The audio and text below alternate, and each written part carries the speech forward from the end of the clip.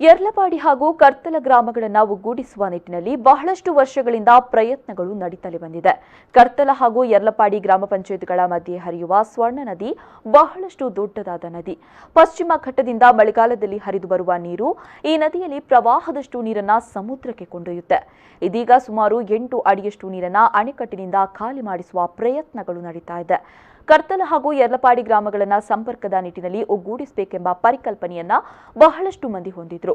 ಬಹಳಷ್ಟು ವರ್ಷಗಳ ಕಾಲ ಈ ನಿರೀಕ್ಷೆ ಸಂಪೂರ್ಣವಾಗಿರಲಿಲ್ಲ.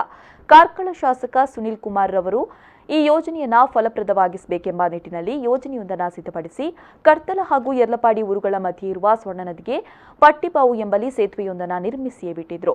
ನದಿಯ ನೀರನ್ನ ತಡೆಗಟ್ಟಿ ಅಂತರ್ಜಲವನ್ನ ಏರಿಸಬೇಕು ಹಾಗೂ ಬೇಸಿಗೆಯಲ್ಲಿ ಈ ಪರಿಸರದ ಕೃಷಿಕರಿಗೆ ನೀರು ನೀಡಬೇಕೆಂಬ ಉತ್ಕಟವಾದ ಇಚ್ಛೆಯಿಂದ ಆ ಸೇತುವೆಗೆ ಅಡ್ಡಲಾಗಿ ಅಣೆಕಟ್ಟನ್ನ ಕೂಡ ಮಂಜೂರು ಮಾಡಿದ್ರು. ಕಾಮಗಾರಿ ಸಂಪೂರ್ಣಗೊಂಡು ವರ್ಷ ಕಳೆದಿದೆ. ಇಲ್ಲಿನ ಅಣೆಕಟ್ಟಿನಲ್ಲಿ ಬಹಳಷ್ಟು ನೀರು ತುಂಬಿದೆ. ಆದರೆ ಇತ್ತೀಚೆಗಿನ ದಿನಗಳಲ್ಲಿ ಮರಳು ವ್ಯಾಪಾರಸ್ಥರು ನೀರನ್ನ ಅಣೆಕಟ್ಟಿನಿಂದ ಬಿಡ್ತಾ ಇದ್ದಾರೆ. ಸುಮಾರು 8 ಅಡಿಯಷ್ಟು ನೀರನ್ನ ಖಾಲಿ ಮಾಡಿದ್ದು ಅಣೆಕಟ್ಟು ಖಾಲಿಯಾಗಿದೆ. ಈ ಬಗ್ಗೆ ಸ್ಥಳೀಯರು ಮತ್ತು ಕೃಷಿಕರು ಆಕ್ರೋಶ ವ್ಯಕ್ತಪಡಿಸಿದ್ದಾರೆ.